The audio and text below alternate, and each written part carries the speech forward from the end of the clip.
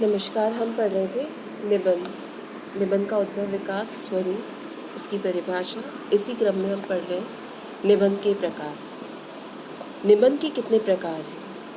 सचमुच जितने लेखक, जितनी उनकी मनोभूमिकाएं, उतनी ही निबंध पद्धतियां भी हो सकती हैं। फिर भी सुविधानुसार विवेचन, प्रकटीकरण, विश्लेषण इत्यादि के आधार पर निबंध के 4 भेद किए जाएंगे: वर्णनात्मक, विवरणात्मक, भावात्मक और विचारात्मक। वर्णनात्मक निबंधों का संबंध प्रायः प्राकृतिक और भौतिक उपकरणों के वर्णन से है। इसमें प्रायः भूगोल, यात्रा, वातावरण, ऋतु, तीर्थ, सभा, सम्मेलन, पर्व, त्योहार इत्यादि का वर्णन किया जाता है। सामान्य रूप से ऐसे निबंधों में व्यास शैली के ही दर्शन होते हैं।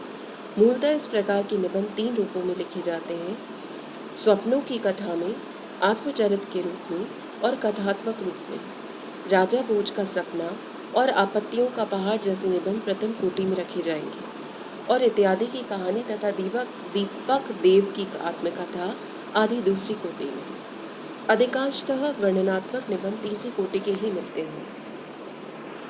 विवरणात्मक निबंधों में वस्तु के गतिशील होने का ही चित्रण अधिक होता है। इनमें दृश्य चित्रण की प्रधानता होती है, घटनाओं की नहीं। यात्रा, साहसपूर्ण कार्य, पर्वतारोहण, शिकार इत्यादि इनके विषय होते हैं। इनमें कालगत वर्णन और क्रियाशीलता पर अधिक देखे जा सकते हैं। श्रीराम के शिकार संबंधी और राहुल जी की यात्रा संबंधी निबंध इस प्रकार के हैं। भावात्मक निबंधों में बुद्धि तत्व, गौण और भाव तत्व प्रमुख हो जाता है। रागात्मिका से भाव प्रवणता तो आ ही जाती है, सजीवता भी बढ़ जाती है। आज के भावात्मक निबंधों में प्रायः 4 प्रकार की शैलियों का प्रयोग होता है: धारा शैली, तरंग शैली, विक्षेप शैली और प्रलाप शैली। सरदार पूर्ण सिंह की मजदूरी और प्रेम में धारा शैली का रूप साफ उभर कर आया है। पदम सिंह शर्मा के निबंधों की शैली भी यही है। तरंग शैली का उत्कृष्ट रूप श्री माखनलाल चतुर्वेदी में, विक्षेप शैली का श्री वियोगी हरि में और प्रलाप शैली का आचार्य चतुर्सेन के कहाँ जाते हो में दर्शनीय है। रघुवीर सिंह के ताज शीर्षक निबंध में भी प्रायः विक्षेप शैली का ही प्रतिपादन है। विचारों का सर्वोत्कृष्ट रूप विचारात्मक निबंधों में ही मिलता है। इनमें विचारधारा किसी भी प्रकार की हो सकती है। राजनीति, धर्म, अर्थ, इतिहास में से किसी भी विषय पर विचारात्मक निबंध लिखे जा सकते हैं। भावात्मक रूप इसमें दब जाता है। सर्वत्र बुद्धि तत्व की ही प्रधानता मिलती है।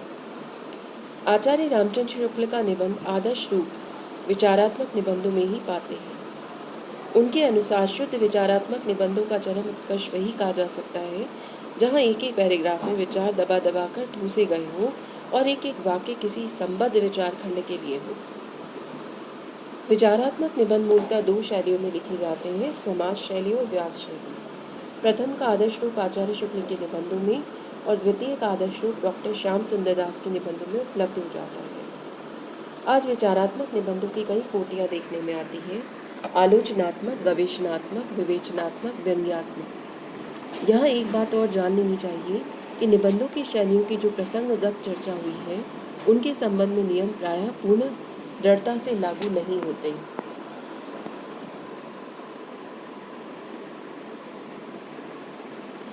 एक निबंध में भी कभी कभी कई प्रकार की शैलियों के दर्शन होते हैं। निबंध का वर्गीकरण एक दूसरे प्रकार से भी हो सकता है। अधुनातन प्रवृत्ति के अनुसार निबंधों की 2 कोटियाँ बताई जाती हैं: विषय निष्ठ और विषय निष्ठ। प्रथम प्रकार के निबंधों में विषय का सामान्य प्रतिपादन प्रायः गौण हो जाता है और लेखक विशेष का व्यक्तित्व ही अधिक मुखर होता है। ऐसे निबंधों में वस्तु के संबंध में दिए गए विचार प्रायः एकांगी होते हैं। वस्तु के सामान्य ज्ञान की दृष्टि से ऐसे निबंध अधूरे ही पड़ते हैं। हाँ, उनमें लेखक की रुचि अरुचि पूर्णतः स्पष्ट रहती है। व्यक्तित्व तो मानो जबरन झाँकता ही रहता है। दूसरे प्रकार के निबंधों में भी लेखक का व्यक्तित्व रहता तो है, पर एक सीमा तक ही। वस्तु के यथार्थ वर्णन पर इसमें अधिक जोर दिया जाता है। ज्ञानवर्धन की दृष्टि से ऐसे ही निबंध अधिक उपयोगी होते हैं। पाश्चात्य विचारकों ने प्रायः प्रथम प्रकार के निबंधों को ही अधिक दाद दी है। भारतीय दृष्टिकोण से दूसरे प्रकार का निबंध ही आदर्श रहा है।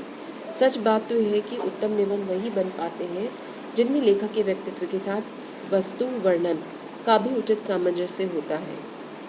शुक्ल के निबंध ऐसे ही बन पड़े हैं। शुक्ल ने 3 प्रकार के निबंध माने हैं, विचारात्मक, भावात्मक और वर्णनात्मक। उनका मत है कि प्रवीण लेखक इन तीनों विधानों का सुंदर सामंजस्य लेकर चलता है। वस्तुतः निबंध में साहित्य के चारों तत्वों जैसे कला, बुद्धि, रस और शैली का सुंदर समन्वय होना चाहिए। निबंध के सामान्यतः निम्नलिखित प्रकार होते हैं। पहला, भावात्मक। भावना प्रधान निबंध लेखक के व्यक्तित्व, संस्पर्श और आत्म तत्व की प्रधानता के आधार पर लिखे जाते हैं। इन्हें आत्मव्यंजक भी कहा जाता है। इन निबंधों में तर्क की गहनता कम, हृदय का आवेग अधिक रहता है। विषय के प्रति रागात्मकता और लेखकीय व्यक्तित्व का अंतर संयोजन स्पष्टतः परिलक्षित होता है। लेखक का उद्देश्य भी भावाकुलता और रसोद्रेकता का पोषण करना होता है। कई बार इसी भावावेगमयी स्थिति में विषयांतर भी हो जाता है, किंतु काव्यात्मक शैली में प्रतीकमय बनाता हुआ पूर्वार्ध और उत्तरार्ध का समन्वय कर देता है। भावात्मक निबंध 3 प्रकार के माने जा सकते हैं: कल्पना प्रधान, अनुभूति प्रधान और हास्य और व्यंग्य से युक्त। पहला है कल्पना प्रधान। निबंधों में कल्पना के प्रयोग से शब्द चित्रों से युक्त निबंध का सृजन होता है। कल्पना का प्रयोग भावुकता के निकट होता है। यथार्थ भावुकतामय प्रतीकों और उपमानों से ही व्यंजित किया जाता है। ऐसे निबंध अत्यंत कोमल और मधुर चेतना से प्लावित होते हैं। ऐसे निबंधों की शैली भी प्रांजल और आनंदपूर्ण होती है। किसी वस्तु या स्थान के सौंदर्य का मोहक वर्णन ऐसे निबंधों की विशेषता होती है।